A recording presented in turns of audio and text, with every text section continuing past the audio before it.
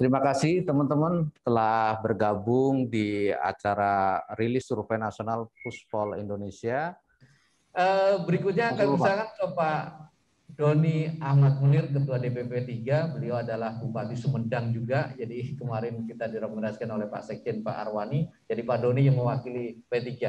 Jadi ada beberapa catatan nih Pak Doni terkait dengan hasil survei Puspol soal poros Islam yang ternyata masyarakat sebenarnya belum kenal tadi. Yang kedua soal P3 sendiri selaku partai yang mewakili umat Islam. Bagaimana kiat P3 sendiri untuk memperkuat elektabilitasnya dan juga nantinya di kepemimpinan nasional di 2004. Termasuk sendiri adalah poros Islam sendiri. Poros Islam ini sekedar wacana, gimmick atau sebenarnya sudah tidak lagi mewacanakan poros Islam dari P3 sendiri. Silakan Pak Doni. Terima kasih. Assalamualaikum warahmatullahi wabarakatuh. Waalaikumsalam warahmatullahi wabarakatuh. Selamat siang, salam sejahtera bagi kita semua. Terima kasih atas kesempatannya. Pertama, perkenalkan saya Doni Ahmad Munir, salah satu ketua DPP P3 yang diberi tugas untuk memberikan tanggapan berkaitan dengan konteks diskusi kita siang hari ini. Hal yang saya sampaikan, pertama catatan-catatan berkaitan dengan hasil survei. Yang kedua adalah bagaimana sikap P3 berkaitan dengan hasil survei ini dan juga berkaitan dengan isu poros umat Islam sendiri. Yang pertama, Pak Muslimin, catatan saya dari survei ini, kepuasan publik masih sangat besar, 70% kepada pemerintah ini, alhamdulillah sangat besar. Ini modal utama bagi sebuah pemerintahan untuk terus bekerja keras membangun. Dan tentunya dari kepuasan publik ini akan berdampak kepada Jokowi sebagai faktor penentu juga. Jadi efek Jokowi saya pikir akan mewarnai Pilpres 2024. Ke arah mana legacy power Jokowi untuk 2024 sangat menentukan. Melihat rakyat sangat puas kepada kinerja Pak Jokowi. Kemudian yang kedua, dari sisi demografi yang diambil sampel oleh Puspol ini 57% ya sampelnya di Pulau Jawa. Ini bertambah menguatkan keniscayaan akan kondisi situasional yang masih bergantung kepada Pulau Jawa. Setelah itu Sumatera dan Kalimantan. Jadi Jawa masih tetap menjadi basis utama dalam menentukan kontestasi Pilpres ke depan kalau melihat survei sekarang ini. Yang ketiga berkaitan dari sisi ekonomi. Saya coba tadi teliti lebih dalam berkaitan dengan ekonomi ini sesulit apapun. Jadi kesimpulan saya ini, sesulit apapun rakyat menghadapi masa ekonomi, tapi masih punya optimis yang besar terhadap masa depan ekonomi nasional. Ini modal utama juga untuk terus survive, menatap dengan penuh optimis masa depan ekonomi di negara kita. Catatan yang keempat adalah, ini saya sangat bersyukur ketika sekarang rakyat disuguhi diberikan asupan gizi demokrasi yang cukup dan pantas, di mana muncul tokoh-tokoh alternatif yang variatif untuk capres 2024. Jadi saya berharap tidak lagi dua pasang lah, capek. Jadi tidak lagi dua pasang, dan sekarang asupan gizinya cukup pantas juga, baik juga untuk menjadi sebuah kontestasi yang dipilih rakyat secara objektif. Jadi asupan gizi ini harus kita pertahankan, yang akan mempercantik demokrasi di negara kita. Kan tadi setidaknya ada 6 nama ya, yang dipandang layak untuk memimpin, yang layak tadi saya catat. Pak Prabowo, Pak Anies, Pak Ganjar, Pak Emil, Pak Sandiaga Uno, dan juga Pak AHY. Itu 6 nama yang dipandang pantas, yang patut dipertimbangkan untuk Pilpres 2024. Karena biasanya kan dikenal dulu, kemudian dia disukai, kemudian layak memimpin atau tidak. Setelah layak, baru rakyat akan memilih. Itulah tahapan yang saya pahami berkaitan dengan sebuah proses kontestasi seperti ini. Ya, jadi saya melihat ini calon-calonnya sungguh variatif. Nah, tinggal ini saya menyambung dari yang Pak Muslimin sampaikan bahwa belum punya satu calon dari Partai Islam tadi.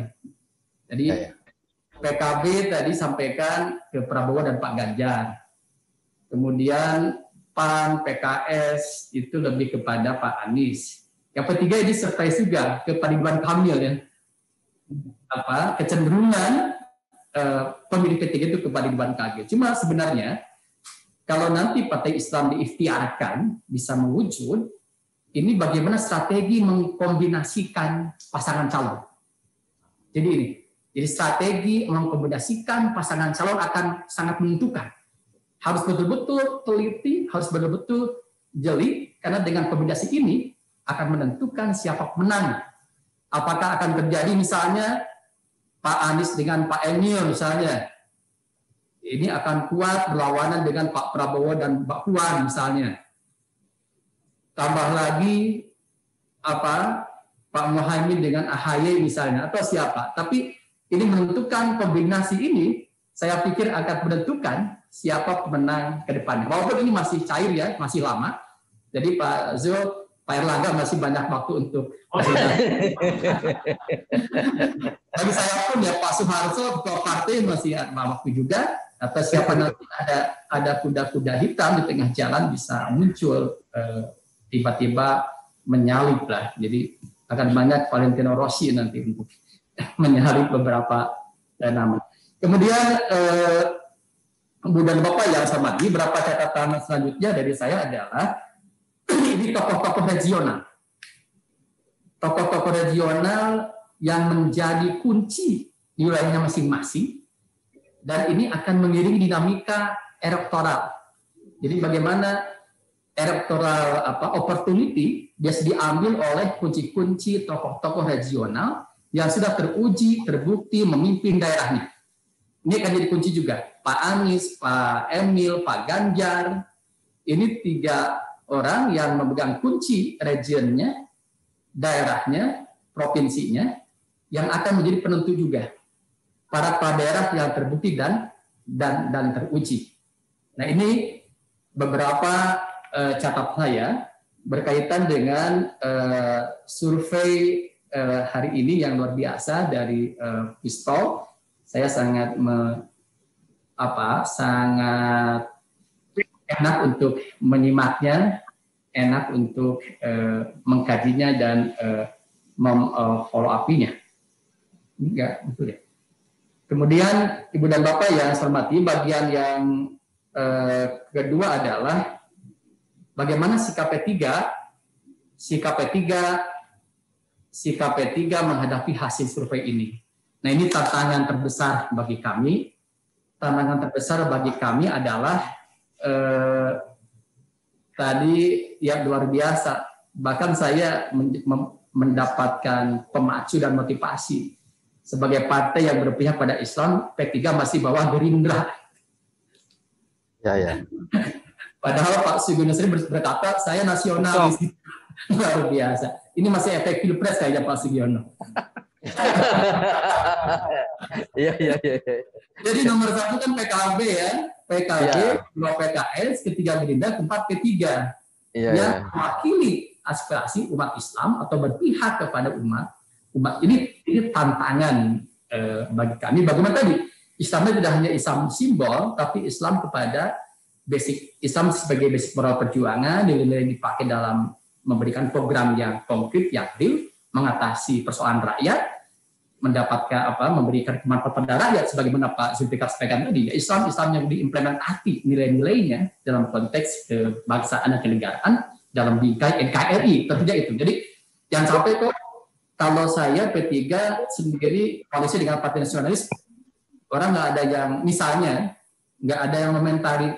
Tapi kalau umat Islam bersatu kenapa dikomentari juga? Kan itu sah-sah saja. Itu sah-sah saja, halal di negara demokrasi yang sesuai dengan peraturan perundang-undangan. Nah, kenapa kami mencoba menginisiasi adanya poros umat Islam?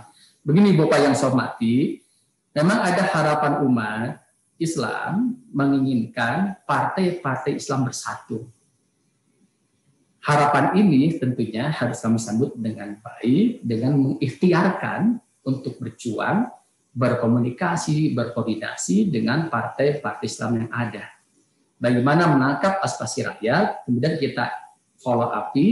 Makanya di awal Ramadan, saya sendiri hadir waktu itu, datang ke PKS untuk berdiskusi bagaimana menatap masa depan bangsa ke depan, dan kita harus hadir untuk mewarnainya. Waktu itu sepakat kami dituangkan beberapa kesepakatan, tapi intinya harapan masyarakat umat bisa kita wujudkan. Pertama, misalnya kerjasama di parlemen. Kedua, kerjasama untuk 2024. Jadi begini, kalau saya dari ketiga, saat ingin berjuang sekeras-kerasnya pada masyarakat Indonesia, berikan kepercayaan kepada partai-partai yang selama ini belum pernah memimpin negara Indonesia. Iya. Berkesempatan. Tiga udah pernah, Bang. Jadi Tiga yang belum, Pak. Gerindra yang belum. Rakyat Indonesia beri kesempatan partai-partai yang selama ini belum pernah memerintah negara ini. Memang bisa lebih baik, bisa lebih tidak baik. Tapi kalau kami beri kesempatan, insya Allah sektor tenaga untuk supaya ini. Itu mungkin dan Bapak sebagai catatan dan langkah kami ke depannya. Terima kasih ya, mohon maaf bila ada yang kurang dari saya. Ditunggu di Sumedang pada semuanya. Assalamualaikum warahmatullahi wabarakatuh.